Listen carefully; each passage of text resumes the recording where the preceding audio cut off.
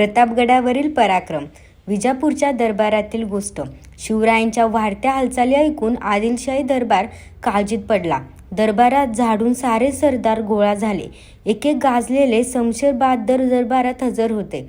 आदिलशाही कारभार बघणारी बडी साहेबीन जातीने दरबारात हजर होती. दरबारापुढे महत्त्वाचा प्रश्न होता, शिवाजीचा बिमोड कसा करायचा. बडी साहेबीन हिने दरबारातील सरदारांना खडा सवाल केला. सांगा, कोण तयार आहे शिवरायांचा बंदोबस्त करायला. दरबारात शांतता पसरली. जो तो आपल्या जागी चूप. शिवरायांशी मुकाबला करण्याचे धाडस कोण दाखवणार. जो तो एकमेकांकडे बघू लागला.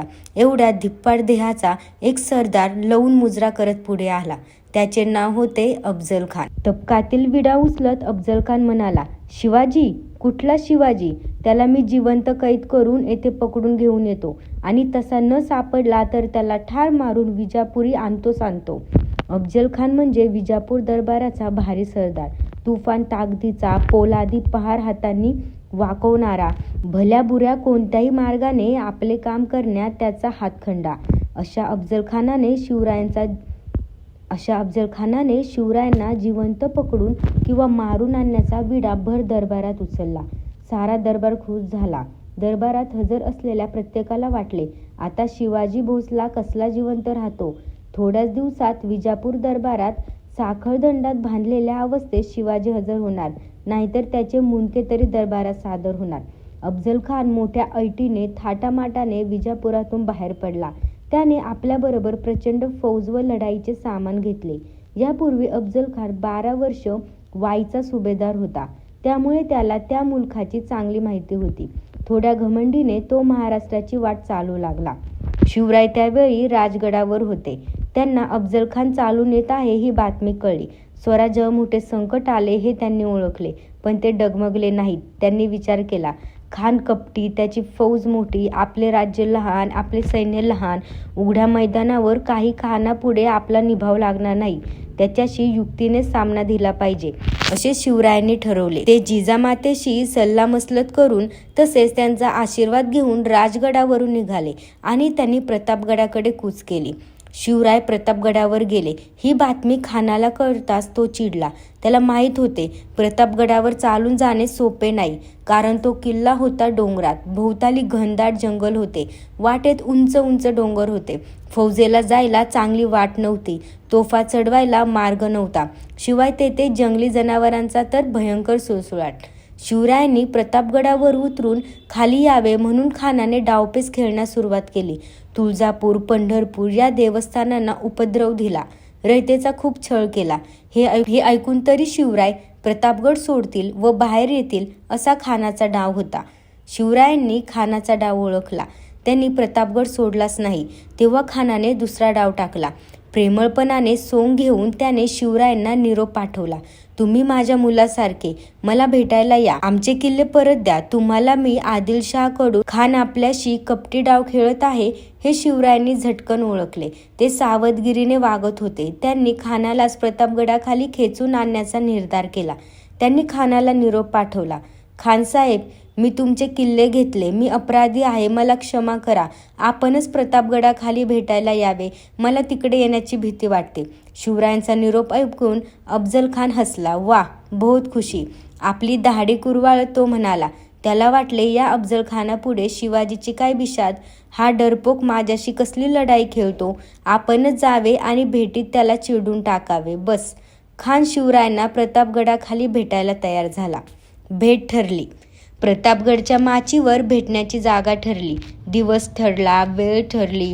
भेटीच्या वेळी दोघांनी आपल्याबरोबर एक सेवक आणावा आणि आपले 10 अंगरक्षक ठरलेल्या ठिकाणी दूर ठेवावे असे ठरले. महाराजांनी खानासाठी चांगली वाट तयार करून घेतली. भेटीसाठी छानसा शामियाना उभारला. शिवराय फार सावधगिरीने वागत होते.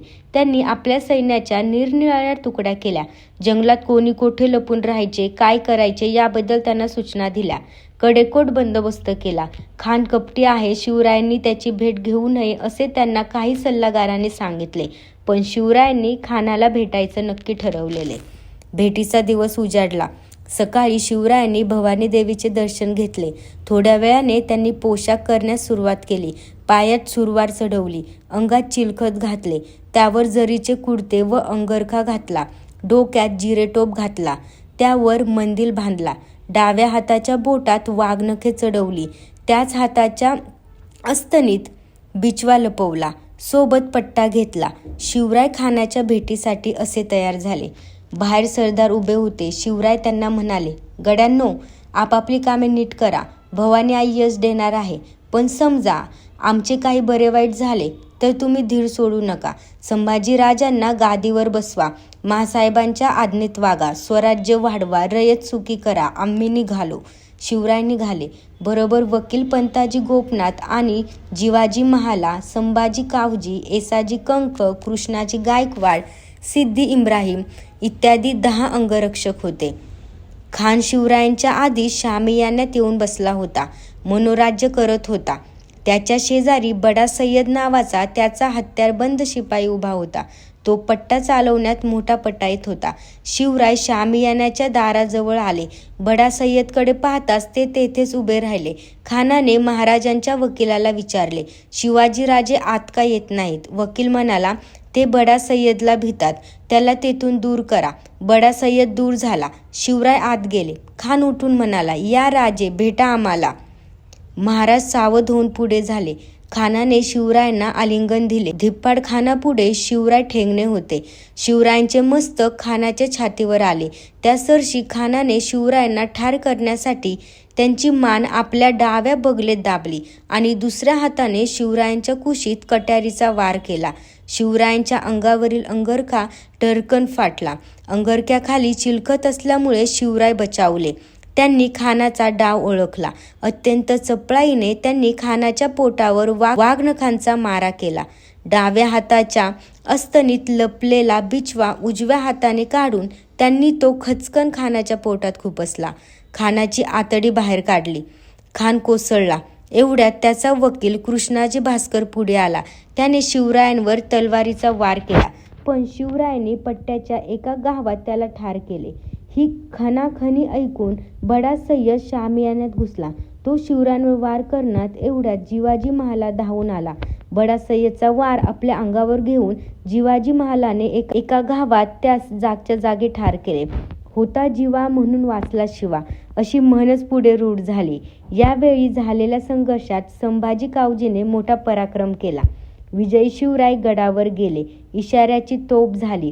शिवरायांचे सैन्य इशाऱ्याची वाट बघत होते. तोफ होताच झाडीत लपून राहिलेले शिवरायांचे सैन्य खानाच्या फौजेवर तुटून पडले. खानाच्या फौजा बेसावध होत्या. त्यांना पळायलाही वाट सापडेना. मराठ्यांनी जोराचा पाठलाग केला आणि खानाच्या फौजेचा धुव्वा उडवला. अफजल खानाचा मुलगा फाजल खान कसाबसा निसटला व विजापूरला पोहोचला. त्याने सांगितलेली बातमी ऐकून विजापुरात हाहाकार उडाला. विजापूरचा सर्वात बलाढ्य सरदार शिवरायांनी हा म्हणता धुळीस मिळवला. शिवरायांचे नाव सगळीकडे डुमडुमले. त्यांच्या पराक्रमाचे पोवाडे सह्याद्रीच्या कडेकपारीत घुमू लागले. आजचा भाग तुम्हाला कसा वाटला हे मला कमेंट करून नक्की सांगा. पुन्हा भेटूया उद्याच्या भागात, कारण का आपण शिवराय हा वीक साजरा करतच आहोत. यामुळे अजून असे भरपूर कथा शिवाजी महाराजांच्या बाकी आहेत. त्यामुळे चॅनेलला सबस्क्राईब करा आणि व्हिडिओ आवडला असेल तर लाईक जरूर करा. धन्यवाद.